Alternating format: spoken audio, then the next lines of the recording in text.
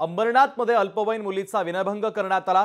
सार्वजनिक शौचालयामध्ये नेऊन अतिप्रसंगाचा प्रयत्न देखील करण्यात आलेला आहे। आरोपी संतोष कांबळेला पोलिसांनी बेड्या ठोकल्यात। आताची महत्त्वाची बातमी आपण पाहतोय। अंबरनाथमध्ये एका अल्पवयीन मुलीचा विनयभंग करण्यात आला, तर सार्वजनिक शौचालयामध्ये नेऊन अतिप्रसंगाचा प्रयत्न करण्यात आलेला आहे। आरोपी संतोष कांबळेला पोलिसांनी बेड्या ठोकलेल्या आहेत।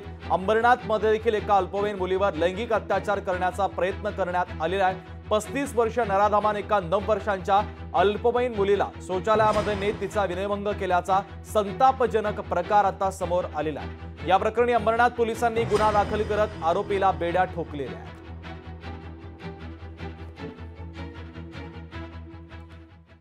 अंबरनाथ पोलीस स्टेशनला काल एक गुन्हा दाखल झालेला आहे। एक अल्पवयीन मुलगी सार्वजनिक शौचालयामध्ये प्रतिनिधीसाठी गेली असता त्या ठिकाणी असणारा आरोपी जो आहे कांबळे नावाचा संतोष आनंदराव कांबळे, वय 35 वर्ष, याने त्या मुलीचा तिला एक फिल्म दाखवली, जवळ घेतलं,